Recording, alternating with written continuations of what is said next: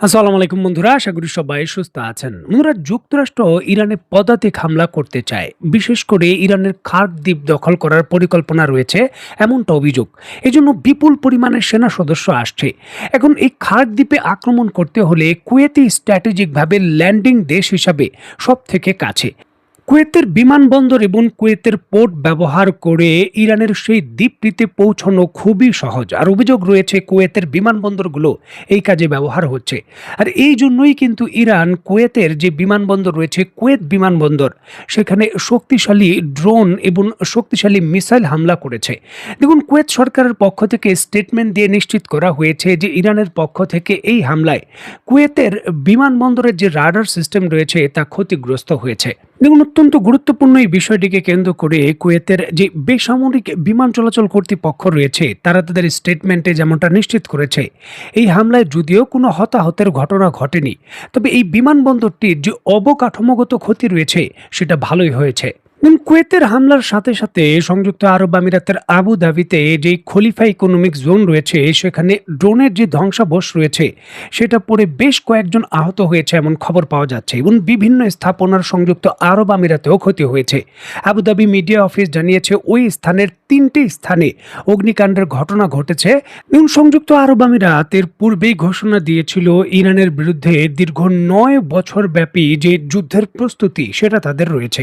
এখন যদি মিত্র দেশগুলো শুধু সহযোগী হয় এবং ঘোষণা দেয় তাহলে তারা চূড়ান্ত পদক্ষেপে যেতে পারে। এমতো অবস্থায় জিসিসি-ভুক্ত দেশগুলোর গতকালকে জরুরি বৈঠক হয়েছে, যেখানে সংযুক্ত আরব আমিরাতের এই প্রস্তাবে কোনোভাবে রাজি হতে পারেনি দেশটি। দেখুন, ডোনাল্ড ট্রাম্পকে অত্যন্ত হতাশ করে জিসিসি-ভুক্ত দেশগুলো ঘোষণা দিয়েছে ইরানের বিরুদ্ধে যে কোনো ধরনের পদাতিক হামলায় এই জিসিসি-ভুক্ত দেশগুলো যুক্ত হবে না।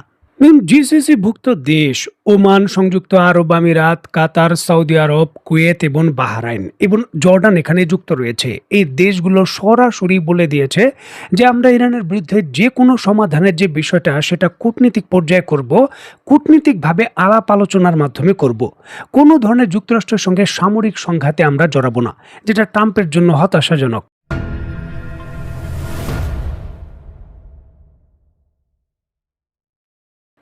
মধ্যপ্রাচ্যের জিসিসি-ভুক্ত দেশগুলো একত্রে যখন বড় কিছু করার সিদ্ধান্ত নিতে যাবে তখন কিন্তু তাদের সামরিক স্ট্র্যাটেজিতে ছিল ইরানের যে ড্রোন হামলার ক্যাপাবিলিটি রয়েছে সেই বিষয়টা, সেটা কখনোই কিন্তু তারা এড়িয়ে যেতে পারে না। ইরানের এখনও ড্রোন ক্যাপাবিলিটি বলা হচ্ছে তার মোট সক্ষমতার প্রায় 70 থেকে 80% রয়ে গেছে, যেটা এই উপসাগরীয় দেশগুলোর যে বিলাসবহুল শহর রয়েছে তার জন্য একটি খুবই গুরুত্বপূর্ণ টার্গেট অস্ত্র হিসাবে তারা ব্যবহার করবে। সেটা প্রতিরোধ করার জন্য কার্যকরী যে ব্যবস্থা সেটা যুক্তরাষ্ট্র কিন্তু নিশ্চিত করতে পারেনি। সুতরাং যে কোনো ধরনের সামরিক সংঘাতে গেলে তাদের কি পরিমাণ ক্ষয়ক্ষতি হতে পারে সেই বিষয়টা তারা আশঙ্কাজনকভাবেই কিন্তু চিন্তা করেছেন।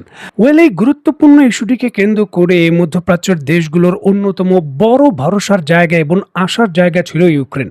এবং দীর্ঘদিন রাশিয়ান ড্রোনের বিরুদ্ধে তারা যুদ্ধ করছে এবং তাদের এই ক্যাপাবিলিটি গড়ে উঠেছে। ইস্যুটিকে কেন্দ্র করে গতকালকে জরুরি ভিত্তিতে ইউক্রেনের প্রেসিডেন্ট মিস্টার জেলেনস্কি সৌদি আরবের রিয়াদ সফর করেছেন এবং সৌদি আরব এবং ইউক্রেনের সঙ্গে এন্টি ড্রোন ক্যাপাবিলিটি নিয়ে নতুন একটি সামরিকভাবে চুক্তি হয়েছে, যার অধীনে ইউক্রেনের সামরিক বিশেষজ্ঞ এবং সামরিক প্রযুক্তিগুলো মধ্যপ্রাচ্যে সেট আপ করা হবে যাতে ইরানের ড্রোন হামলা থেকে রক্ষা করতে পারে এই দেশগুলোতে। দেখুন, অত্যন্ত গুরুত্বপূর্ণ এই বিষয়টিকে কেন্দ্র করে মধ্যপ্রাচ্যের দেশগুলোর জন্য অন্যতম বড় হতাশার খবর হলো যে ইউক্রেনের এই এন্টি ড্রোন ক্যাপাবিলিটি মিশন পরিচালনা করার জন্য যে স্থান দেওয়া হয়েছিল বা যে ঘাঁটিটি দেওয়া হয়েছিল সেই ঘাঁটিটিতে ইরান শক্তিশালী হামলা করেছে এবং সেই হামলায় সেই ঘাঁটিটির ব্যাপক ক্ষয়ক্ষতির খবর পাওয়া যাচ্ছে। এমনকি ইউক্রেনের যেই সামরিক বিশেষজ্ঞরা যারা এই সৌদি আরব, সংযুক্ত আরব আমিরাত এবং আরব বিশ্বের দেশগুলোকে ইরানের বিরুদ্ধে সহযোগিতা দেওয়ার জন্য এসেছে, বলা হচ্ছে যে 200 জন এই ধরনের বিশেষজ্ঞ অবস্থান করছেন মধ্যপ্রাচ্যে। জনাব জেলেনস্কি নিজে এমনটা স্টেটমেন্ট দিয়েছিলেন। তাদের কিন্তু অন্তত 13 জন এই হামলায় নিহত হয়েছে দাবি করেছে ইরান। অন্তত 13 জনের ক্ষয়ক্ষতির বিষয়ে খবর পাওয়া যাচ্ছে এবং যে anti drone capability system depot ছিল যেখানে এই প্রযুক্তিগুলো ইনস্টল করা হচ্ছিল সেই সকলগুলোই কিন্তু সেখানে ব্যাপক ভিত্তিতে ক্ষতির সংখ্যা খবর পাওয়া যাচ্ছে। কিছু কিছু সংবাদ মাধ্যম 13 নয়, এখানে এই ক্ষয়ক্ষতির কথা যে বিশেষজ্ঞদের রয়েছেন সেটা 21 জনও বলছেন। তবে আনুষ্ঠানিকভাবে এখন পর্যন্ত দুবাইয়ের পক্ষ থেকে বা ইউক্রেনের পক্ষ থেকে এই বিষয়ে কোনো ধরনের তথ্য দেওয়া হয়নি। তারা বিষয়গুলো একটু এড়িয়ে যাচ্ছে। দেখুন, এটা সত্য কথা, রাশিয়ার বিরুদ্ধে যুদ্ধক্ষেত্র থেকে ইউক্রেন যেভাবে কামব্যাক করেছে এটি একটি নজিরবিহীন সক্ষমতা।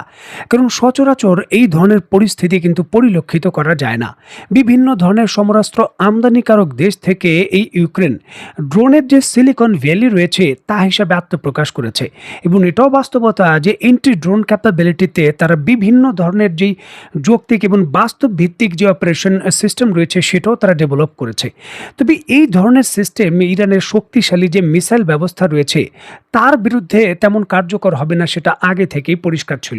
কারণ ইরানের মিসাইলগুলোর গতি প্রচুর। দেখুন, ইরানের যে সাধারণ এন্টিশিপ মিসাইলগুলো রয়েছে সেগুলোর গতিও কিন্তু ড্রোন থেকে কয়েক গুণ বেশি।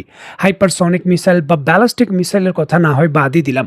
এখন ইরানের উপকূলের এত কাছে মধ্যপ্রাচ্যের এই দেশগুলোতে ঘাঁটি গেড়ে ডিপো তৈরি করে এই ধরনের মিশন পরিচালনা করলে ইরানের মিসাইল এসে তা ধ্বংস করবে, এটাই স্বাভাবিক বিষয় ছিল।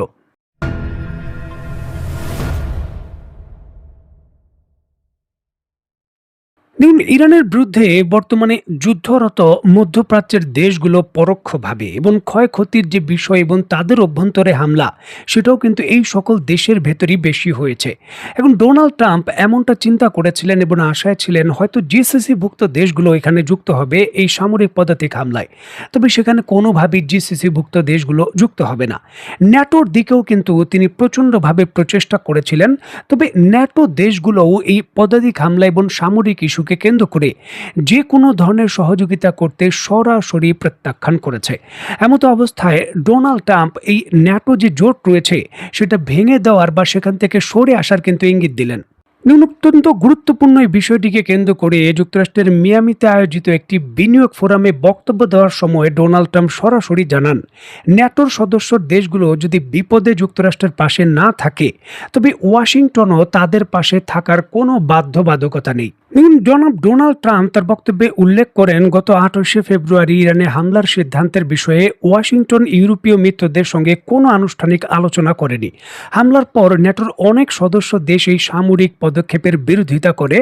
মিত্রদের এমন ভূমিকায় উমা প্রকাশ করে ট্রাম্প বলেন, আমরা সব সময় তাদের পাশে থাকতাম, কিন্তু এখন তাদের কার্যকলাপের ভিত্তিতে আমার মনে হয় আমাদের তাদের পাশে থাকার আর প্রয়োজন নেই। তিনি যোগ করেন, যদি তারা আমাদের পাশে না থাকে তবে আমরা কেন তাদের পাশে থাকব, তারা আমাদের পাশে ছিল না।